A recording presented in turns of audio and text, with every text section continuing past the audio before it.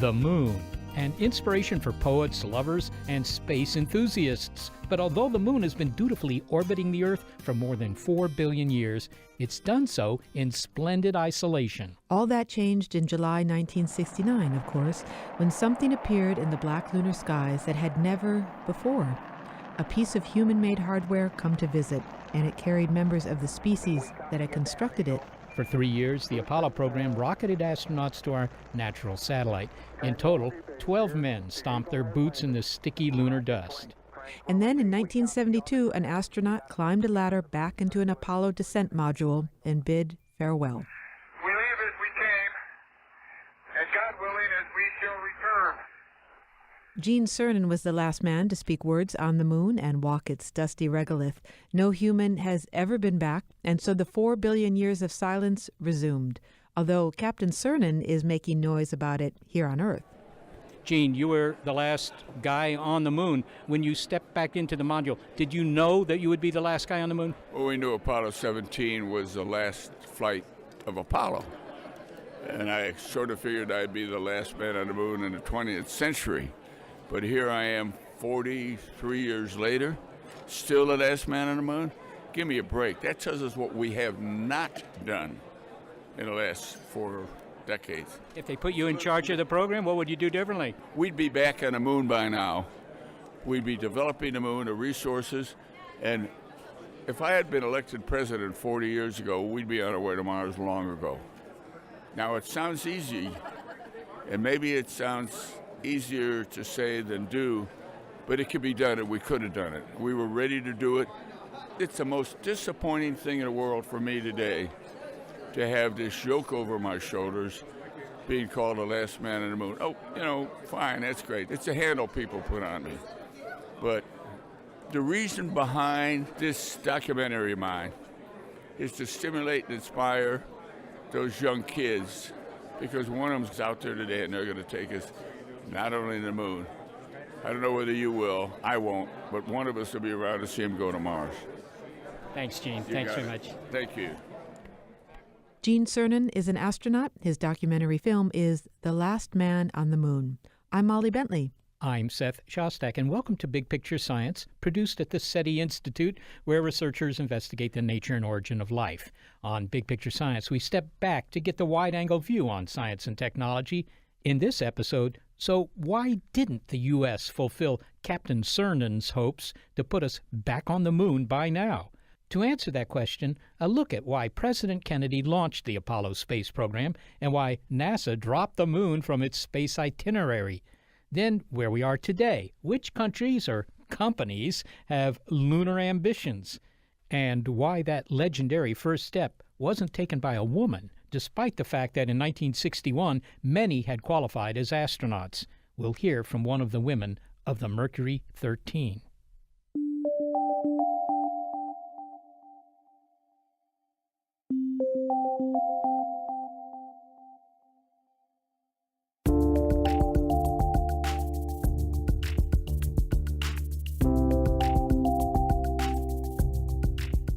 To know where we're going, let's look at where we've been.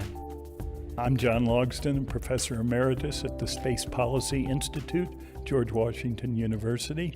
I work on the history and politics of the American and world space programs. We didn't go back to the moon, much to the consternation of Captain Gene Cernan and, frankly, many other NASA watchers and space enthusiasts. Why not? Well, we need to know why we went in the first place. Dr. Logsdon reminds us that the Apollo mission wasn't launched as exploration for exploration's sake, or even with scientific goals in mind, although those were later tacked on to the missions. It was straightforward politics. In 1961, the name Yuri Gagarin was cruising the airwaves, much the way the Russian cosmonaut had orbited the Earth in a spacecraft, the first human to do so.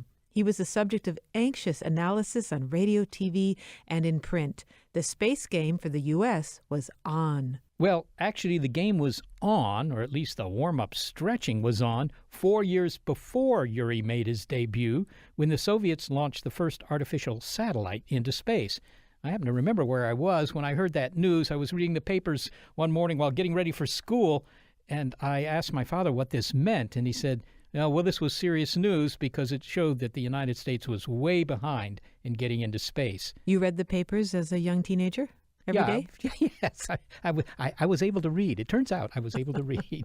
Well, or maybe your point is this was before newspapers? Not quite sure.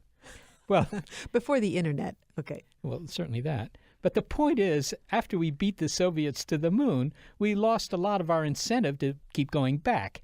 And the accident aboard Apollo 13 was a sober reminder of the dangers involved. So the lunar ambitions of NASA that began with Sputnik changed.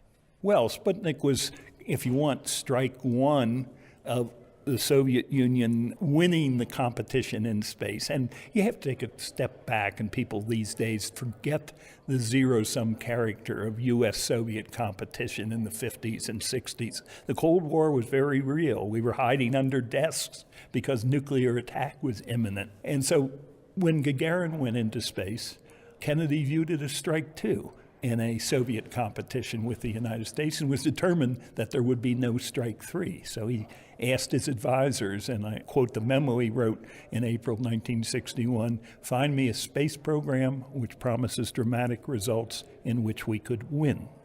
So his interest was not in the geology of the moon or anything like that. It was simply strategic Cold War thinking. Absolutely. Kennedy was not a space visionary.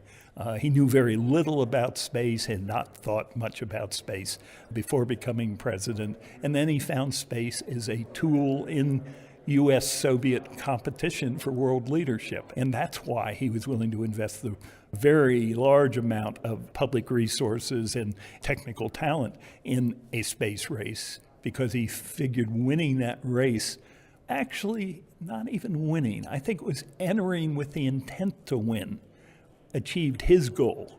I think you could have stopped Apollo somewhere along the way, and Kennedy's saying we're not going to be second in space to the Soviets would have been okay.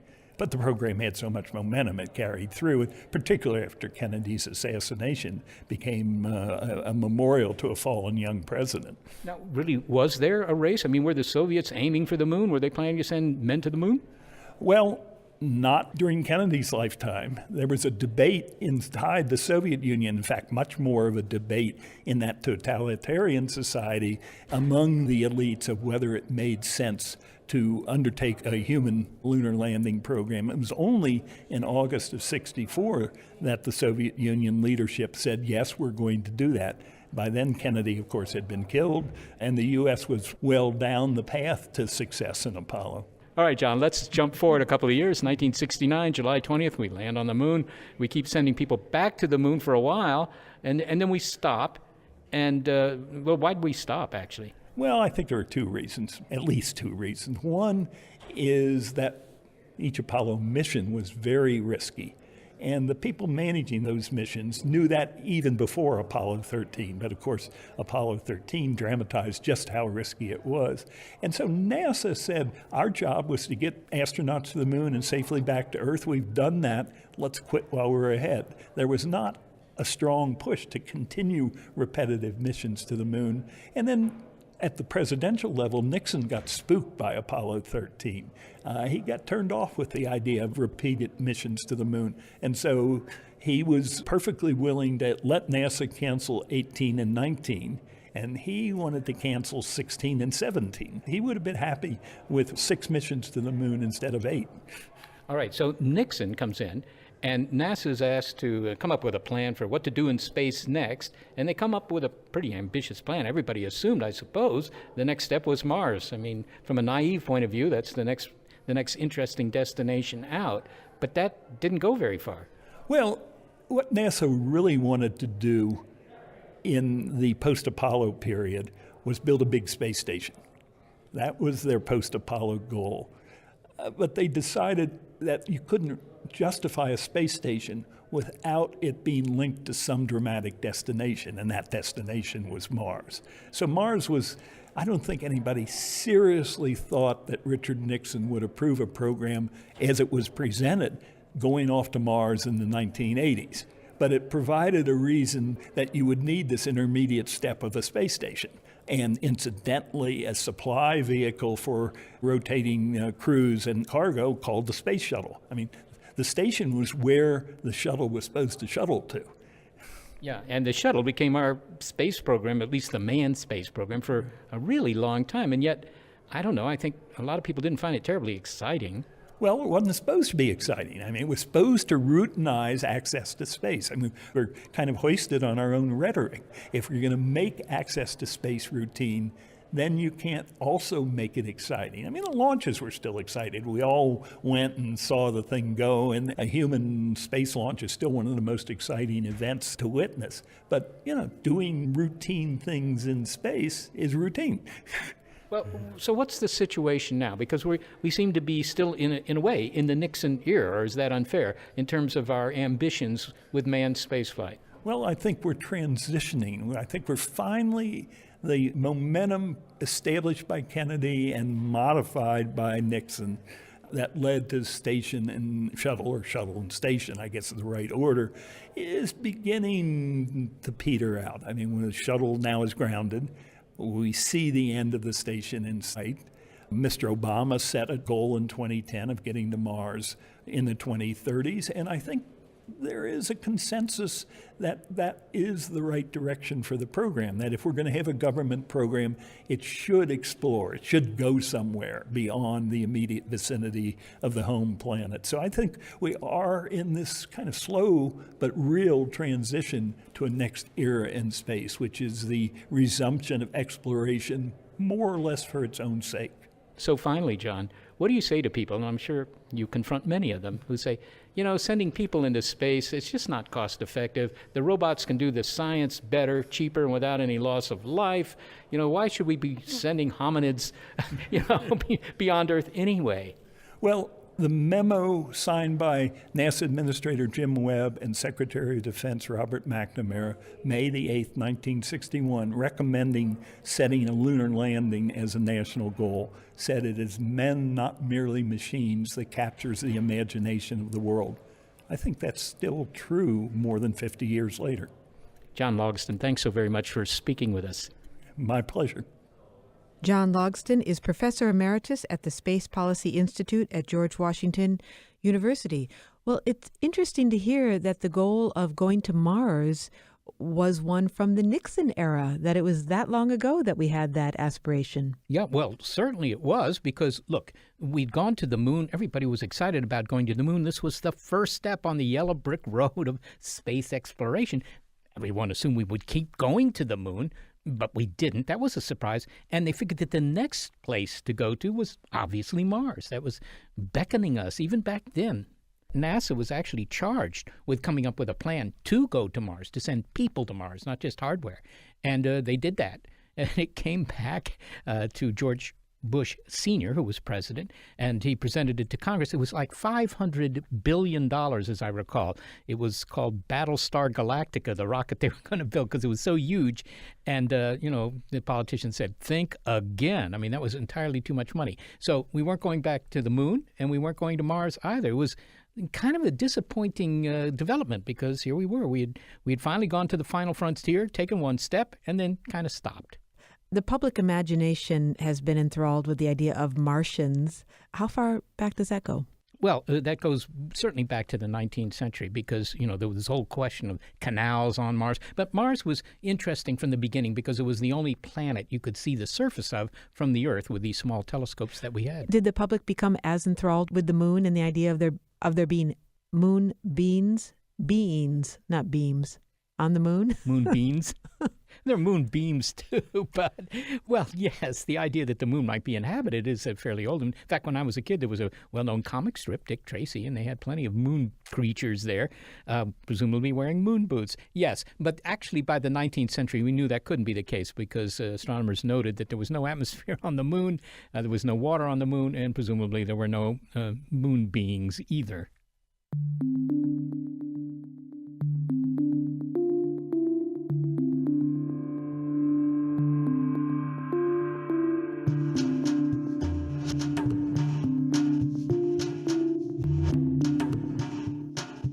Dr. Logston said that NASA Administrator James Webb and Secretary of Defense Robert McNamara wrote an analysis for President Kennedy that noted that men, and not merely machines, capture the imagination of the world.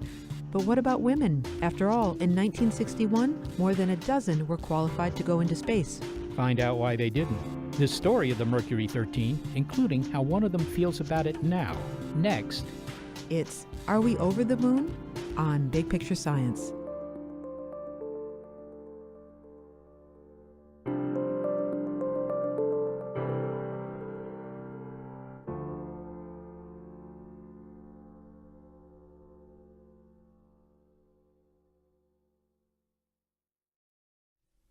Support for Big Picture Science comes from Google. They believe that passion for science and creative problem solving is key to addressing the challenges of today and tomorrow. Young scientists and makers can get started at makingscience.withgoogle.com. Eagle, you're looking great. Coming up 9 minutes. We're now in the approach phase. Everything looking good. Neil Armstrong, Michael Collins, Gene Cernan, John Glenn, Buzz Aldrin. These men are instantly associated with the space program, along with 27 other Apollo astronauts. In fact, they were the space program. Here are some names that were part of the unofficial space program. Jerry Cobb, B. Stedman, Janie Hart, Jerry Sloan Truhill, Rhea Allison Woltman, Sarah Gorlick Ratley, the twins, Jan and Marion Dietrich, Kay Cagle, Irene Leverton, Janora Jessen, Wally Funk, and Jean Hickson. Those 13 women were part of a privately funded program that in the early 1960s arranged for them to undergo the same physical and psychological testing as the male astronauts who were part of the Mercury program, the one that included John Glenn and Alan Shepard and preceded the Gemini and Apollo programs. The women, who came to be known as the Mercury 13, underwent rigorous tests, sensory deprivation, submitting their bodies to X-rays, having ice water shot in their ears to induce vertigo. Aerospace historian Al Hallenquist tells us that they tested as well and in some cases better than the men. And while the Russian cosmonaut Valentina Tereshkova became the first woman in space in 1963, the Mercury 13 women never got off the ground. There was a group of 80 women in 1959-1960 that were asked to go through various medical testing that the Mercury astronauts went through. Those 80 were winnowed down to 13 that completed all of the testing. Jerry Cobb is the most recognizable of the group, and she was instrumental in picking the others to go through. These 13 women, I mean, what was their background? Where did these women go? They weren't just 13 random women. No, they were pioneer women in aviation back in the 50s. Jerry Cobb held a couple of world altitude records in her class airplane. She did overseas delivery of aircraft and a very well-known air racer at the time also. Most of the girls had a background in air racing. The best-known women pilots of that era. So who approached them? Was it NASA? I mean, were they gearing up for one of their, early spaceflight efforts, and they were contemplating using these women as pilots? Well, NASA never had any desire to use them as women because back in the time, women were barefoot, pregnant, and, staying in the kitchen. And even though these women were, as accomplished as they were, this was actually a private thing done by General Donald Flickinger and Randy Lovelace from the Lovelace Clinic in Albuquerque, New Mexico. The Lovelace Clinic is who did the initial Mercury astronaut testing. And they did it to see how the women compared to the men. And the results of this physical testing is the women did as well, if not better in some areas than the men did. They were aware of that. They were aware of the test results, right? Correct. Okay, so did they fully expect themselves to be used in the space program? They were never promised a job, but it was suggested that if they did well enough, maybe they could go into space. But NASA ultimately put the kibosh on that. So what was the program that they were possibly to be used for? Was it really the Apollo program, or was it one of its precursors like Gemini or Mercury capsule or what? Probably later Mercury, possibly Gemini, and if they had been accepted into the program, they would have gone all the way through like they do now in the shuttle era. Was it anything other than just, the cultural norm that was working against them? I mean, did people think, look, the women can't be aboard these capsules because of this, that, and the other? I mean, was there any real reason not to use them? There was no legitimate reason other than the societal mores of the time that women just did not do those things.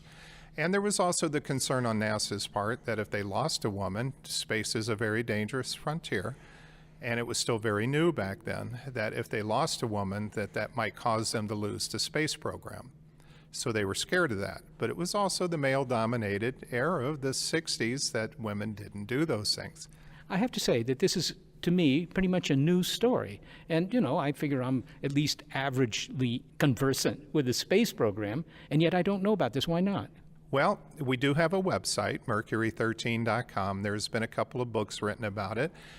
And it's interesting, when people hear of it, they're fascinated and they flock to it, but it just doesn't get out enough. I just don't know why. But a couple of people have tried to put films together. Well, what about the women themselves? I mean, surely this must have been enormously frustrating. Here they were, test pilots. They were motivated. They were excited about doing this. They pass all the tests. And then, they're just, moved outside the door there. Well, the stated excuse at the time is they needed to have jet fighter experience. Jerry Cobb was sectioned to go to Pensacola to get some jet time, and before she could get into the cockpit, they go, no, they pulled the plug on it. And so that was the stated reason, no jet time. But again, over the years, we found out Janie Hart, who was one of the Mercury 13, was married to Congressman Philip Hart back in the 60s, a Democrat, and he was the chairman of one of the committees. So Janie and Jerry Cobb testified before Congress, and John Glenn testified against them. John Glenn testified against these women. He did. What did he say? Basically, the men go to fight the wars, and the women stay home and support them. All right, so what has happened to these women? Are most of them still around? There's a few still around. Jerry is still around, but she has pretty much withdrawn from public life. Janora Jessen is still with us. Wally Funk, who is the youngest of the group. Kay Cagle is with us, but she has some issues, as does Irene Leverton, but the rest have gone on. Rhea Waltman and Sarah Ratley are still here. And what do they have to say about the current situation? Because, of course, women, go up into space now. They actually do it, and not insignificant numbers. No, not at all. And with tremendous work, look at Eileen Collins. And Eileen Collins is very supportive of them. And she invited the surviving members for her STS-93 launch. And I attended with them at the Space Center and had them as their guests in the VIP section. They're supportive of the women today. They're very supportive of the women today. And they would like to have had more recognition than they have, but they know that they were never really promised anything. And it's not like their feelings are hurt because they were promised and had the rug pulled out. They're concerned because they had a chance to move ahead and do things. We would have had women in space 20 years earlier had they done this, and there was no reason other than the societal norm that they did not go. Al Hollenquist, thanks so very much for speaking with me. Thank you very much for the story. Al Hollenquist is an aerospace historian, and he is the keeper of the website Mercury13.com.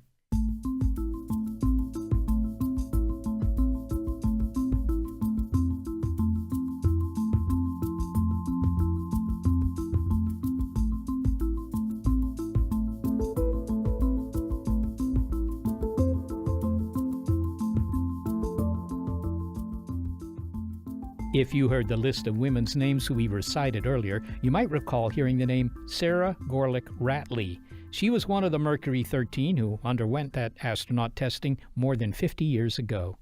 The original tests were at the Lovelace Foundation in Albuquerque, New Mexico, and what it was a complete physical. Plus, they sent us up to Los Alamos, where they kind of put you on a bed and shoved you in to see if it bothered you, if you got claustrophobia or not. It was complete and total darkness. How long did you have to sit in that? I don't really remember, but I just was so determined that I was going to pass that it didn't faze me. What other physical tests did they put you through? I understand one of them was to put water, ice cold water in your ear. Ice water in your ear. And the people there, the staff, was extremely supportive. And what they told me to do was find a spot on the wall and just stare at it and don't pay any attention to anything else, and you'll be okay. And the purpose of this was to test how well you recovered? Well, I'm not sure what the purpose was, but I guess it was to put you in a strange environment and see if you could take the systems or the checks. Mm-hmm. And some of the tests were also psychological tests. Is that true? Some of them were psychological. You know, you just give them the right answers, what they're looking for. Now, were you, the 13 of you, separated? Were you isolated undertaking these tests, or were you able to do them as a group? Did you have any companionship? Some of the girls were able to go in groups of 2. I got called in at the last minute, and I went through them all by myself. But as I said, I found the staff completely supportive. And one of the nurses and I used to go to Old Town every night when we were supposed to be resting. You know, you're young, you just go. How old were you? I think I was about 26. These were secret tests, right? NASA didn't know anything about them. Well, we were told to keep it quiet. I think NASA knew about them because we were supposed to go on to Pensacola. And so that's when I think NASA knew something was up. Wait, why is Pensacola a red flag for NASA? Pensacola is where the Naval Air Station is, and we were supposed to get some type of jet training there because none of us had flown jets before. Did you fly a jet? No, that was canceled the Friday before we were supposed to leave on a Monday. They said they didn't want women in the program at that time. Up to that point, what were your hopes and aspirations? Did you think that you would undergo these tests and then you would fly? My hopes and aspirations were, yes, I hoped that I would fly, and I kept my hopes up because you never want to lose your dreams. And my dream was to go into space and to discover the unknown. You know, it was something different and progressive. I wondered what I could do to help the program and what amazing discoveries I could make. It was extremely progressive because this was 1961 and the space program was still in its infancy. Yeah, it was pretty new then, too. You know, the attitude at that time was, you know, like John Glenn said, men go off and fight the wars and the women stay at home. Well, we were trying to break the glass ceiling so that women could be recognized, too, and that people would be progressed only on their attributes, not because of their sex, religion, or color of their skin or anything, so that everyone would be accepted. So you were doing these tests that the male astronauts had undergone, and as I understand, you did very, very well, and in some cases were better than your male counterparts. How did you learn that it was not to be? Where were you, and who told you that actually these tests are leading nowhere? We started to suspect it when that Friday, when we got that telegram that we were not to go to Pensacola on Monday. Then we kept up our hopes, and when Janie and Jerry appeared before Congress, and it was kind of dashed, and we found out that Lyndon Johnson had wrote, "Stop this now," then we knew that, you know, it would be a few years. Sarah, who was the telegram from? I'm trying to think. I don't have it in front of me right now. I don't know if it was from Jerry Cobb or it might have been from Dr. Lovelace. Well, how did you react to the decision not to let you and your 12 colleagues fly? Did you feel bitter, or did you think, well, this is just the way things are in 1961? I just felt kind of depressed. But, you know, for every door that closes, 2 open. And I just figured keep on flying and keep up with your life. Well, then that prompts me to ask, what were the 2 doors that opened? Well, I went back to my father's business, and I went in the antique business, and then I went on to accounting. Finally, Sarah, the subject that we're discussing today in this program is whether or not we should go back to the moon and why we haven't gone back to the moon since Apollo and Gene Cernan stepped off the lunar surface. Do you think we should go back to the moon, or If we can prove something or accomplish something by going back to the moon, yes. You know, a lot of the things that have been developed in the space program have been brought down to the general public and enhanced our life. And if we can keep finding new things to help the average person, yes. So even though the space program wasn't good to you back then, you do support it, and you do support our ambitions in space. Yes, I would support the space program still. Eileen Collins invited us down for her launches, and that way we felt that we were not a complete failure, that we started a baseline for future women to get into the space program. And we felt that the baseline we established was where they went from there. Eileen Collins said that she stood on our shoulders. Well, we stood on the shoulders of the WASPs and the early women pilots to progress women along the way as we went. Sarah Ratley, it is a pleasure to speak with you. Thank you. Thank you very much. Sarah Ratley is one of the members of the Mercury 13.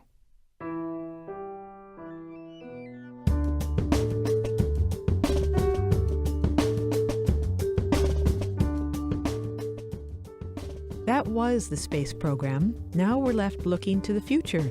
Is NASA planning on returning to the moon? And if not, who is? Well, let's put it this way. They take credit cards. Also, things have changed since NASA kept Sarah Ratley and the other women grounded. The agency has made space for everyone. It's Are We Over the Moon? On Big Picture Science.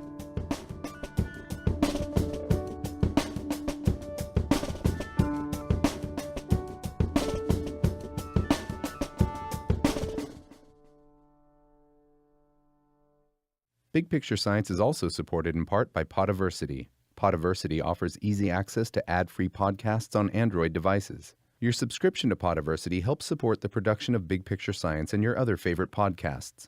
Follow your favorite shows and have new episodes downloaded automatically to your Android device. You can download Podiversity from the link at bigpicturescience.org or at podiversity.com.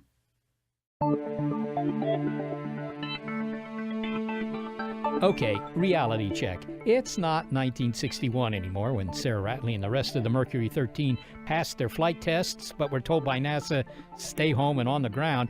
It's not 1969 when humans first set foot on the moon. Nor is it 1972 when the last human boot lifted from its surface. We're 40 years past all that, more than a decade into the 21st century. So what we want to know is, where are our lunar ambitions and the space program going now? Well, here's one bellwether. I'm Bob Richards. I'm CEO of Moon Express. The private company Moon Express is counting on profit by going lunar and is the first enterprise to receive FAA approval to land on our natural satellite, which it plans to do in 2017. I'm an orphan of Apollo. I was inspired with the first footprints on another world. Ever since then, I've been thinking, how can we use the moon in our world, in our economic environment? So where companies like SpaceX and Virgin and Blue Origin and all Xcore and all these great companies that are building rockets that get us off the planet's surface, we're building the lander system that gets us slowing down and landing on the surface of another world. That's what doesn't exist right now. And what is it that you would advocate we should do when we go to the moon? I mean, obviously, I'd like to go to the moon. I bet there are a lot of people who would like to go to the moon, but I can't afford to go to the moon. There's got to be some sort of, you have to monetize this some way. You can't just say, we'll take you to the moon, just pay us $10 million. Well, that's right. So we are part of something called the Google Lunar X Prize, and Google is offering $30 million for the first private company to reach the surface of the moon with a robot and send back high-definition images and video. Not a bad deal. The thing is, it's going to cost way more than that to get to the moon. So Moon Express and others are coming up with the monetization business plans that would make sense for a private company to invest the dollars necessary to get to the moon. In Moon Express's case, the investors believe in the long-term economic viability of lunar resources to benefit our economies on Earth and for our future in space. Can you give me some specifics? What have they got there? Got a lot of craters. They got a lot of dust. What have they got that you can monetize? Well, when I was a boy, we thought the moon was a dead, dry rock, right? What possible use could it be? But in recent years, just in the past couple of decades, we've learned that the moon is a world with vast resources, and there's water on the moon. And water is like the oil of the solar system. It creates the economics, not just because it supports life, but its constituents, hydrogen and oxygen, are the elements of rocket fuel. So the moon is like a gas station in the sky. Also, the moon has been bombarded by asteroids for billions of years. So everything that is an enriched Earth, all the platinum group metals and all the precious resources that came to Earth from space have also been deposited on the moon. The difference is the moon was a body that cooled much faster in its early evolution than the Earth. So likely these elements are very near or on its surface and far more accessible than mining on Earth. So we can actually mine the moon in a way that doesn't devastate our environment here on Earth. So a lot of valuable stuff on the moon, including water, which of course is probably more valuable in space than it is here on the Earth. But are you going to bring this stuff back to the Earth? Is that where you're going to sell it? So yes, the answer is yes. In the early stages, we hope in our third mission by 2020, one of the holy grails of our company is to bring back a sample from the moon. It's going to be worth more than the cost of getting it. It's not going to bring a huge return on investment back to the investors, but it's proving a principle that a private sector can go to the moon, bring something back, and set the case law that allows us to say that we own this and we're allowed to sell it. That will set the stage for the mining ventures of the future. Bob Richards is the CEO of Moon Express. His company appreciates the role of the private sector in going to the moon. Economic incentive is also prompting countries such as China and India to vie for space-time, along with such traditional motives as science and prestige. So the reasons we want to go to the moon have a slightly different emphasis since the days when Captain Gene Cernan stepped off its surface. Other things have changed too. More than half of the graduating class of astronauts in 2013 were women, and some may go to Mars. NASA has made space for everyone. The question is, has it made room for the moon in its future travel plans? It's a lot to get caught up on. Luckily, planetary scientist Dan Durda from the Southwest Research Institute and an astronaut applicant himself is on our launch pad. Okay, Dan, let's start with that last point. Present your case for why we should return to the moon. Oh, fantastic. Well, Apollo missions 45 years ago really only showed us the questions to start asking about the origin of the moon, the timing of the bombardment of the accretion of the planets. The moon is uniquely placed. It's the one body in the solar system that holds the keys to the chronology of the dynamics of the entire outer solar system. And the timescales for the origin of life on the Earth, all of these clues are there on the moon, free for the taking, and it's right next door. Well, you've argued very convincingly that there are good scientific reasons for going to the moon. So why hasn't it figured in with NASA's plans for space? I don't hear NASA talking very much about the moon. Well, it did about 10 years ago or so. We had actually a rather well-architected plan to return not just to the moon, but to all of space, the moon being the first stop. Unfortunately, as well-architected, I think, as that plan was done, it wasn't as well, unfortunately, supported by both the administration and Congress from a funding perspective to actually execute that plan. That architecture was basically shut down in favor of sort of regrouping and trying to see what else we might do. And so I think we had a good plan in place, and I think it was a good natural plan, and I'd like to see us return to something like that again. All right. Well, let's look at the intentions of some other countries, since it's been a while since the only two players were the U.S. and the Soviet Union. China and India have launched hardware into space. Let's start with China. It has a rover, or had a rover, U-2, on the moon. It's no longer functioning. What became of that mission? What are they doing now? The Chang'e 3 mission, which is the lander and rover you're referring to, it's just a natural progression in China's plans for getting to the moon. They had the Chang'e 1 and 2 orbiters around the moon in 2007 and 2010. Chang'e 3 was their first lander. Chang'e 5 is in preparation now for the fall of 2017. We may see yet another Chinese lander on the moon, but this one will go beyond just a lander and a rover. They're going to actually attempt a sample return to return some moon rocks and moon dirt and bring it back to the Earth. So it's a natural progression in their ultimate goals to putting a person on the moon sometime perhaps in the 2020s or 2030s. Well, these plans might be the best thing for us, right? I mean, it might galvanize the public, if not the Congress, to do something about our own moon efforts, might it not? Well, I would hope so. More power to the Chinese. Welcome to the club. Congratulations on missions well done. But I hope it does galvanize us to pay a little bit more attention to, look, if other nations, China, India, other nations on the planet are thinking that this is a smart thing to be doing to show the prowess of those countries in that kind of technology, I would hope it would galvanize us to pay a little bit more attention and show the importance of staying in the game, as it were. Well, what about the interest of these other countries? You mentioned India. They certainly have an interest in the moon. Are they doing this for legitimate scientific investigation, or is it national prestige, or most likely it's probably both? But, what is the driver here? Yeah, I think it's a little bit of both, and I don't think there's anything wrong with that. In addition to the science and just the overall national prestige, I think those capabilities translate ultimately. It's going to be the ultimate high ground economically as well: space, the moon, Mars, the asteroids. The nations and commercial entities that can operate in space and take advantage of the economic benefits there, as our technological capabilities make that affordable and economically viable. There are resources to be had out in space, whatever they may be, whether they're some sort of metal resources or helium-3 for fusion reactors, someday in the future. Maybe it's water that we mine out of the moist rocks out of primitive asteroids or comets. Once that time comes where it's cheaper to get those resources in space, it'll become a natural thing to be operating that way. And is that what the American company Moon Express has on their mind? They just completed the paperwork to become the first private company to receive FAA approval to land on the moon. Are they in it for the minerals? Ultimately, I think yes. They've in fact publicly stated that. Initially, it may not be the mining interests that are the initial profits for them. It may be a little bit of a tourism thing.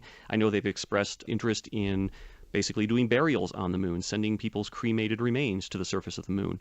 There are folks who will pay for these sorts of things, and that will be the entree to making the economy of scale worth it to be able to do other things on the moon. And it's going to be a slow transition, but it will be a transition, I think, that we will ultimately make. Yeah, I remember seeing advertising materials years ago about having your remains, or at least some tiny fraction of them. I don't think they would send your whole cremated body, but they would send some bit of ash to the moon for the right price.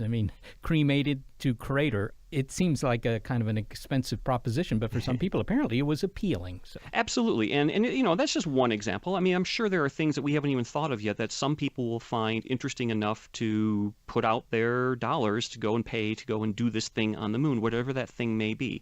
Maybe it's going to be the entertainment industry, television, live action, whatever it can be. There are folks with some pretty good imaginations who will find those things that people will pay for to be able to do in space. If you look, say, 20 years into the future, Dan, would you say that the majority of the effort will still be governmental in terms of exploration of the moon and answering some of the science questions that it could answer? Or is it going to be mostly private enterprise that's dealing with the moon? Well, I think, and I would hope actually, it will be a very natural mixture of both. There will always be a role for federal government investment in answering the big questions and pushing the frontier. Sometimes when you're asking those basic scientific questions, there's not necessarily a profit motive behind that at the moment. And so that's the role for the federal government. But then, once the government has paved the way to do that, let those commercial entities that are good at the trucking, right, the transportation back and forth, the run-of-the-mill day-to-day operations, hand that over to the private companies to make way and free up your budget for the federal government to go on and press the frontiers. All right. Well, politically, culturally, the winds have changed since Apollo, and only men flew into space. And the Mercury 13 women, other women, were denied their wings in those days. I think the change, when NASA pushed to make space for everyone, came with the shuttle program. Is that correct? It seems to be. Certainly when the first astronaut class of that new generation, the shuttle generation of astronauts, as that class was selected in 1978, we saw this transition to a mix where it really doesn't matter whether you're white or black or a man or a woman. What we really are looking for are people who are really, really good at what they do. And if you're really good at what you do, you're going to be of great benefit to this overall enterprise of expanding our frontier off into space, and that's what NASA is looking at. Yeah, well, I think that at least 4 women are part of the Mars program. Maybe I'm wrong about that. And that half the astronaut class of 2013 was women, too. Yeah, that's right. The 2013 class of astronauts, there were 8 people selected, and 4 of them were women. I think from the public's point of view, they're undoubtedly thinking, well, NASA's focused on the next trip, and that's the one to Mars. But then again, the moon might figure in any effort to send people to Mars as a stepping stone. Oh, well, absolutely. Mars is a beckoning planet. It's an amazing planet, ripe for exploration. And popularity of movies like The Martian, from the very popular book, just show that pent-up interest in setting off for a new frontier like that. I think the reality is, unfortunately, that Mars is going to be a rather difficult thing to do. Not impossible, certainly doable, but definitely difficult. And I think, in my opinion, it makes sense to start with something that is a little bit more attainable, where you're going to learn the techniques and the technologies it's going to take to actually go to someplace like Mars. And with the moon right next door, it's that sort of natural base to, extend from what we learned during Apollo, what we've learned in low Earth orbit with the International Space Station in the meantime, what it takes to keep people alive in space for long periods of time. And I think it makes sense to go back to the moon, learn how to work on the surface of a alien environment like that, in a very, harsh environment, step out from there to beyond near-Earth space, start to learn how to do those deep space extended missions, perhaps with small near-Earth asteroids that'll effectively be stepping stones to Mars, if you will. And as we've learned all of those capabilities and techniques, Mars will then naturally fall into place as we're ready to go there. Well, finally, Dan, I believe that you applied to be an astronaut about a dozen years ago. Give me your thoughts on visiting the moon in general. In particular, I mean, look, Earth is a bit unusual in having such a large nearby natural satellite that can tantalize us, that can lure us with its presence. So I ask you, why do you really want to go to the moon? Sure, there are all these questions about the origin of the solar system, but there must be something else. Yeah, the intellectual reasons, of course, are to help answer those big questions. But the personal reasons, the fascination of operating in a very complex, real-time operational environment, but doing so in a way that's contributing to a bigger purpose, something grander than yourself. You're part of a team of people that are trying to solve a big problem. And being a part of that has always been a draw for me. And that was what kept me going for the 10 years it took to finally get that interview for the astronaut office in 2003. Are you going to go? Well, not as part of a NASA crew, it doesn't look like. I'm getting to be a rather older person these days. But the options now commercially for getting into space eventually, I think, are blooming. And I think my future looks pretty promising in that regard. So getting a view of the black sky and the curvature of the Earth and that little thin blue line of our atmosphere, just the chance to see our beautiful biological miracle of a world that we live on from up and above, that's still keeping me going. Dan Durda, thanks so very much for being with us. You bet, Seth. Great to talk with you. Dan Durda is a planetary scientist at the Southwest Research Institute. So a lot has changed since the space program began. Well, indeed. It began as a Cold War maneuver, really. And today, it's not just the exclusive province of governments. I mean, we have the private interest in this, and the fact that the moon might be, in some sense, a cash cow for private companies. That's new. I wonder what Captain Cernan and other astronauts think about that idea, where their motives for going were exploration for exploration's sake, or for the prestige, and as you said, the political reasons, and now it may be for the bottom line. Yeah, but it does raise some red flags, if you will. I mean, do you want the moon totally commercialized? I mean, that's one way to make it inexpensive to go to the moon, if you have a whole industry developed to exploit the moon to take tourists there. But you could be taking walks under the moonlight and the neon signs, the blinking neon signs. Under the Earth light, yes, you could be. But maybe that's the natural progression of things. People have said in the past that's the only way you're ever going to get travel in space to be affordable to many people. But isn't there a desire to keep the moon as pristine as possible? Maybe for you. There are a lot of people who, say, hey, look, I mean, it's a giant resource. Let's use it, right? Well, it'd be great for astronomy, that's for sure. How we regard the moon, it sounds like that's changed. The space program has changed as well in terms of equality. Now we have half the graduating class of astronauts are women, and those women are not just trying to go to the moon, they're trying to go to Mars. So a lot has changed in plus 40 years, 50 years? Yes, women will be from Mars as well as from Venus. It's a very interesting development. It's hard to think back to the time when that was considered a radical idea. Well, it's not hard for Sarah Ratley to think back. I mean, it's still quite vivid in her mind. Another interesting development is who's going into space. It used to be just the two superpowers, and now you have several other countries that are interested, and I'm sure, 10 years from now, there'll be smaller countries that will be able to at least send hardware to the moon.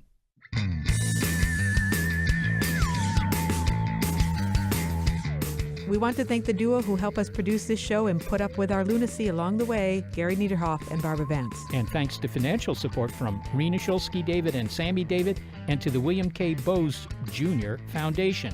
Big Picture Science is produced at the SETI Institute, a nonprofit scientific and education organization whose scientists study the origin and nature of life. And a big thanks to you, our listeners. Your ears have been attuned to the episode, Are We Over the Moon? I'm Molly Bentley. I'm Seth Shostak. If you'd like to hear more Big Picture Science, well, you'll find lots of episodes in our archive at bigpicturescience.org. And if you're a podcast listener but prefer over-the-air radio because you're into Moonbounce experiments, check out the listing on our website of radio stations that carry the program. And if your local station is not on that list, consider letting them know you like the show. What's a Moonbounce experiment? Oh, that's when amateur radio operators, aim a transmitter at the moon, bounce a signal off it, and then receive it. And if you listen to our show not via ham radio, but perhaps via iTunes, we invite you to leave a review of it on our iTunes page. And to reach us directly with your comments, be sure to throw in some faint praise, and then email it all to bigpicturescience@seti.org.